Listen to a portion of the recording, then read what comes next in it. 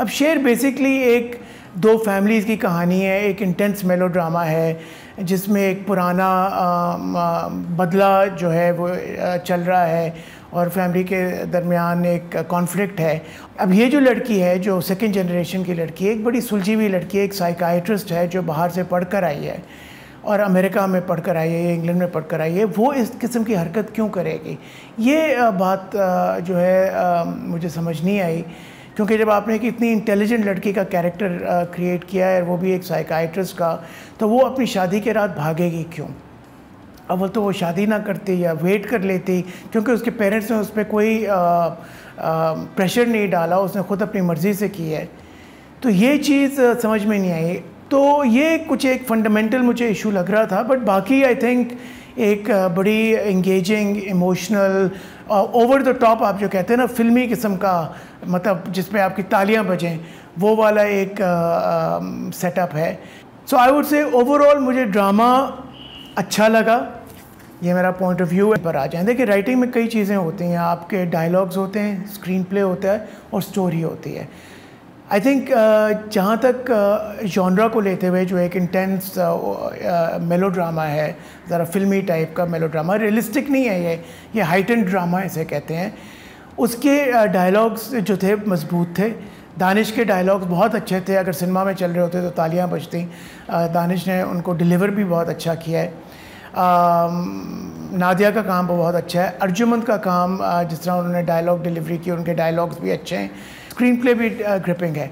Story का मैंने आपको बताया है कि मुझे लड़की का कैरेक्टर और ये सब जो भागने वाला चक्कर है शादी की रात, ये मुझे इतना समझ नहीं आया कि ये इसके पीछे लॉजिक क्या है, कि क्यों इस तरह एक पढ़ी हुई लड़की, सुलझी हुई लड़की क्यों करेगी, और क्या कोई और तरीका नहीं था। आई थिंक जहाँ तक डायरेक्शन का ताल्लुक है, एक और चीज़ मुझे समझ नहीं आई कि ये सेटिंग क्या है, ये क्या गांव है या एक गांव के करीब शहर है, या एक ये शहर में हो रही है चीज़। तो ये थोड़ी सी एक आई थिंक कुछ अगर शॉट्स इस तरह के गांव के और मज़ीद खुले हो जाते तो स्केल भी देते, थोड़ी सी वो कहानी का पता भी चलता, तो वो थोड़ा सा मुझे लगा है कि इतना क्लियर नहीं है कि ये लोग हैं कहाँ पे। But overall I think direction is good, actor से काम अच्छा लिया गया है। ड्रामा जहाँ पे हाइटन करना चाहिए वहाँ पे किया गया है, पेस अच्छी रखी है। So I think Ehsan Talish has done a good job for the kind of genre it is. So I would say overall Zanjabeel, Asim Shah और एहसन ने अच्छा काम किया है। I would say crowd pleasing mass market drama है ये। So I would say कि एहसन और ज़ंजबील का जो काम है एक राइटर और एक डायरेक्टर का, इनको मैं I would say 7 दूंगा। 7 नादिया को पहले से पता था। तो अब चलते हैं ऑडियंस की तरफ।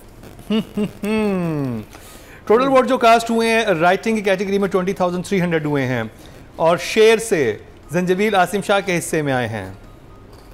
आप चलिए अब गेस तो कर सकते हैं कितने हुए? टोटल कास्ट हुए हैं 20,300।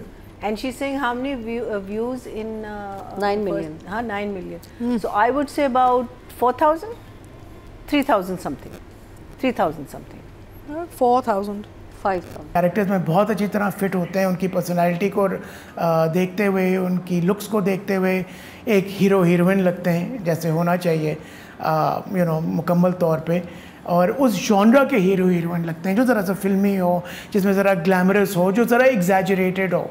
ये रियलिस्टिक ड्रामा, ये रियलिस्टिक एक प्रेजेंटेशन नहीं है। तो एक ऐसी प्रेजेंटेशन जिसमें हीरो भी ज़रा ज़्यादा हीरो हो और हीरोइन भी ज़रा बढ़ चढ़ के हो, या एक ख़ास उसकी लुक और अपील हो, उन दोनों को, उन चीज़ों को देखते हुए ये दोनों अच्छी तरह फिट होते हैं। सारा ने बहुत अच्छी परफॉर्मेंस दी है, बट अगेन अगर उसकी कैरेक्टर की मज़ीद वजाहत कर दी जाती तो ज़्यादा बेहतर होता, क्योंकि ये समझ नहीं आई कि कितनी समझदार लड़की इतने ऐसे एक्शंस क्यों करेगी। इसी तरह दानिश का कैरेक्टर जो है अच्छा है, एक लड़का जो फ्यूडल बैकग्राउंड से है लेकिन जिसको लंदन पढ़ने के लिए भेज दिया गया था। उसने एक अच्छी उन्होंने अच्छी एक अपना एक कैरेक्टर का पूरा एक इमेज बनाया है। लेकिन जैसे मैंने कहा था अर्लियर के एक बहुत इम्पोर्टेंट सीक्वेंस जहाँ पे उसको रिवील होता है कि लड़की घर पे लेकर आया उसका कज़न, वहाँ पे उनका फ़ौरन गुस्से हो जाना मुझे लग रहा था कि बहुत प्री मेडिटेटेड था। थोड़ा सा वहाँ पे टाइम अगर वो लेते, समझने की कोशिश करते, फैमिली को समझाने की कोशिश करते, एक गुस्सा रखते, लेकिन बहुत पिच पे उन्होंने स्टार्ट किया। जब आप अपनी परफॉर्मेंस इतने पिच पे स्टार्ट करते हैं फिर उसको आगे आप नहीं कहीं ले जा सकते। तो अगर वो उसका बेहतर ग्राफ बनाते तो ज़्यादा इम्पैक्टफुल होता।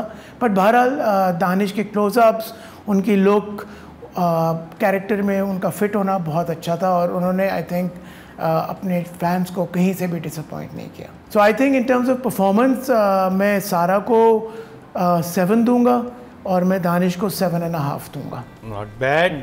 तो जी ये तो अच्छा एक आगाज़ रहा, ठीक है, और हम इनसे भी बात करेंगे, इनको चुप करके बिठाया हुआ था। देखते हैं साकिब मलिक ने अतीका और नादिया के बारे में क्या कहा। Oh no! अतीका के तो दो क्लोजअप से बिकॉज इस ड्रामे के 2 पार्टिसिपेंट्स जो हैं एक्टर्स हैं, एक नादिया अफगान और एक अतीका ओडो भी हैं, तो आई गेस उनकी जगह मैं ले रहा हूँ because obviously they can not critic their own drama. So I think Atika का ज़्यादा काम नहीं नज़र आया इन फर्स्ट 2 एपिसोड्स में, बट उन्होंने एक तो जगह एक्सप्रेशन दिए हैं, अपने आई बॉल्स रोल किए हैं, लेकिन I think somebody of the stature of Atika should be given more to do. Even अगर उनका सिर्फ एंट्री है तो वो उसको जस्टिफाई करना चाहिए था डायरेक्टर को एंड राइटर को इन दीज फर्स्ट 2 सीन्स। बेशक ज़रा सा बड़ा कर देते ताकि एक बड़े एक्टर की एंट्री जो है वो रेलेवेंट और इम्पैक्टफुल रहे।